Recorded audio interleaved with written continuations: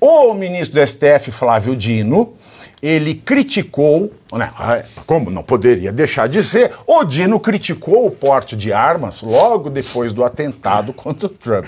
No X, ele escreveu que, em relação ao porte de armas defendido nos Estados Unidos, a jurisprudência adotada pelo STF em julgamento sobre o... Ele já mistura STF com Estados Unidos, e o STF brasileiro tem mais China do que Estados Unidos. Aí o Dino diz que a postura do STF em relação aos Estados Unidos é mais adequada do que consagrar um esquisito direito constitucional a portar armas. Bom, como se o Brasil tivesse uma Constituição. Já o ministro da Justiça, Ricardo Lewandowski, disse que o aumento indiscriminado de armas de fogo em poder dos cidadãos comuns não representa apenas um risco para a segurança pública, mas coloca em xeque a própria democracia. Essas foram todas as principais reações. Infelizmente, peço desculpas às senhoras de família que assistem esse programa por terem visto a foto de André Janones. Você vê que este vagabundo não trabalha, ficando para academia, deve estar tomando asteroides, hein, professor? Deve estar tomando asteroides, esse André Janones, deve estar tomando asteroides. Agora, ele volta a chamar de fake a facada do Bolsonaro. Né? Ele volta a chamar de fake. Porque o André Janones pode tudo, esse lixo. Bom, enfim, sua análise, professor Marcelo Suano. Pá, inicialmente quero cumprimentar a todos, cumprimentar a Geis, você, o João, o Luiz. Obrigado. Ao público que nos acompanha. E aí eu sei que você não gosta daquele momento Xuxa, mas 3 pessoas me encontraram na rua e pediram que você desse um beijo. Eles vieram do interior e falam que são apaixonados por você. Marcos, Margarete e Isabelle Garlica. Marcos, Margarete, Isabelle, Marquinha para vocês, ó. E eu fico muito honrado de ser o porta-voz do amor que todos sentem por ti, viu? Então agora vamos centralizar aqui no problema. Curiosamente, Pavinato, quando na sexta-feira eu conversava com a Daniela e a gente falava o seguinte: os Estados Unidos está muito estranho o que está acontecendo lá, antes do atentado. Eu falei, está muito estranho o que está acontecendo lá, porque os norte-americanos, eles não sabem o que fazer para frear o Trump e eles não sabem o que fazer para substituir um dos indivíduos que é um dos mais incompetentes a disputar uma corrida presidencial até hoje. Na história, eu acho que poucos superaram o que o Biden está sendo nesse momento. É verdade que ele lamentou o atentado contra o Joe Kennedy? Não sei. Eu não sei. Era piada de internet, obrigado. Agora entendi a piada. Que era piada de internet. Mas olha, só que eu disse assim, os Estados Unidos, eles têm uma forma sui generis de resolver os seus problemas. Porque os Estados Unidos é uma sociedade violenta. Ao contrário do que as pessoas podem dizer. Curiosamente, ao contrário do que dizem essas duas personalidades brasileiras, um ministro e outro ministro, que são contra o porte de arma, é exatamente o porte de arma e a possibilidade de usar arma nos Estados Unidos que controla essa violência. É o inverso. Não, porque o americano, ele tende a ser violento, ele é muito incisivo, se ele vai defender os seus direitos, ele vai à extremidade lógica, se necessário for, e o porte de armas é o que controla isso, porque como todos sabem que podem se defender até o limite, se necessário for, cria uma espécie de situação dissuasória coletiva. O que é a dissuasão? Quando eu te convenço a não agir contra mim, porque eu mostro a força que eu tenho. Então as pessoas evitam de usar da violência, mas tem casos como esse. Esse é o 8º presidente dos Estados Unidos que leva tiro. E eles resolvem os problemas dele assim. Foi o Reagan, né? O Reagan teve atentado contra ele, mas tem outros e vários outros que morreram, né? Que sofreram atentado e morreram. Democrata um só. Democrata um só, curiosamente.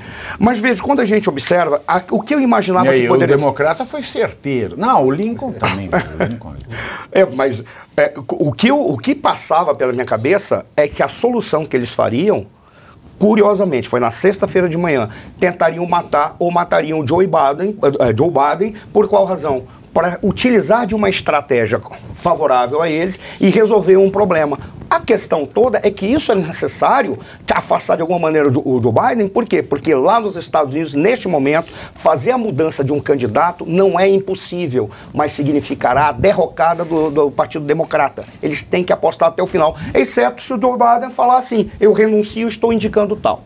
Porque o voto no colegiado que vai eleger na convenção é pessoal. é do Biden, não é para um partido democrata sucessivamente. Mas assim, de qualquer forma, professor, vamos dizer que a Michelle Obama seja candidata.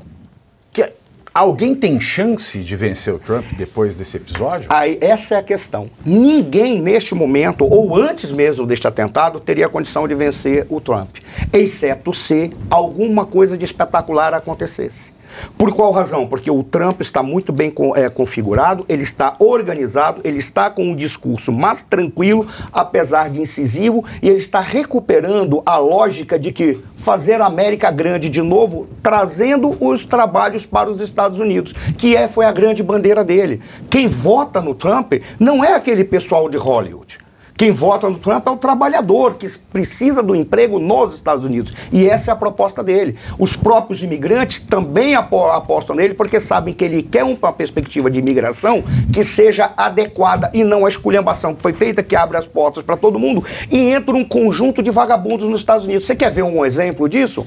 Olha, um fator que acontecia. A quantidade de criminosos, de gangues que entravam nos Estados Unidos, e o Trump apontava isso, razão pela qual ele apoiava a decisão do governador do Texas e queria fazer muros, era gigantesca. Por exemplo, resolveu-se o problema em El Salvador, por causa do Bukele. El Salvador tem uma das gangues, que é das gangues mais violentas do mundo, se não a mais violenta. O nome dela é Mara Salvatrucha. O que a Mara Salvatrucha faz? A Mara Salvatrucha, para você entrar nela, você tem que passar na rua e matar qualquer indivíduo que você veja. Não precisa conhecer, tem nenhuma relação. Para mostrar para os demais membros da gangue que você gosta de matar ou tem capacidade de matar. Era uma das gangues que foi construída por aqueles imigrantes lá nos Estados Unidos, em especial indivíduos que vinham da América Central e de El Salvador. O Trump tinha a noção disso, por isso que ele era contra a imigração. Ele não é contra o ser humano, não é contra o estrangeiro. Ele estava preocupado em resolver um problema da violência interna nos Estados Unidos. Aí você encontra essa situação. Veja, há muitos elementos que vão precisar ser identificados e eu já encerro. Um deles, poucas vezes o serviço secreto dos Estados Unidos, ou melhor, o serviço de segurança dos Estados Unidos, foi tão incompetente. São 3 círculos de segurança que têm que ser verificados. Quem decide, quem coloca os 3 círculos é o próprio serviço de segurança. Ora, uma vez um amigo meu foi nos Estados Unidos e participou de um exercício lá. Quando ele estava passando, passou um barulho, todo mundo olhou para cima, terminou o exercício, quando ele saiu, cada um recebeu de presente um envelope com a sua foto do seu rosto que foi retirado por satélite. Então não me venham dizer que o Serviço de Segurança dos Estados Unidos não seria capaz de ver um cara que estava sozinho no telhado, ok? Lá disposto, numa distância de 120 metros do alvo. É óbvio que aquilo ali tem algo por trás. O que me assusta é por qual razão eles acreditavam que, tirando o Trump, eles resolveriam o problema da eleição do Biden. Porque o Biden está caindo pela sua própria incompetência, exceto se viesse automaticamente uma medida para postergar a eleição e tentar utilizar de todo o aparato que eles têm para tentar controlar a sociedade. Coisa da esquerda. E eles lá são a esquerda, tal qual essa esquerda aqui no Brasil. Dizer que é o golpe e... É que é o golpe e enrijeceu. Fazer aquilo que eles estavam acusando que o Trump queria fazer no dia 6 de janeiro, que o Trump não quis fazer isso. Muito pelo contrário. Mas eles poderiam fazer. A situação que fica agora é muito simples e aí eu já te respondo. A probabilidade de um Trump perder essa eleição é quase 0. Tem que acontecer algo de espetacular, mais algo, para eles conseguirem derrotar o Donald Trump. Está muito bem encaminhado, a convenção do republicano vai acontecer agora, eles têm até agosto para tentar descobrir como que eles vão tentar destruir o Donald Trump. É só o que resta. E junto dessa notícia, nós temos aqui, no New York Times publicou agora, né, às 13 horas, que a juíza federal Aileen Cannon, né, ela inocentou, porque ela rejeitou integralmente a ação criminal contra Donald Trump no caso dos documentos sigilosos, por se apropriar de documentos sigilosos. Então a ação ela foi rejeitada integralmente e também, agora há pouco, foi publicado que o ex-presidente brasileiro Bolsonaro vê, né, na vitória de Trump também um elemento para o retorno da sua elegibilidade.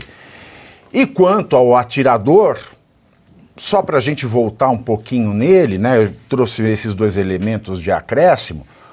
O atirador, ele tinha 20 anos, era um sujeito muito inteligente, ganhou uma bolsa considerável, né, por conta aí da sua esperteza em matemática. Levantou-se que ele se filiou ao Partido Republicano, mas doou dinheiro a uma fundação de candidatos democratas. Então parece que ele queria mesmo confundir a cena, e como ele está morto, a gente não vai saber qual é que era a dele, mas o menino, apesar de perigoso, era inteligente, né? Era daqueles nerds silenciosos com poucos amigos, se filiou ao republicano, mas doou dinheiro aos democratas, e nós vamos aprofundar nessa análise e as consequências aqui para o Brasil.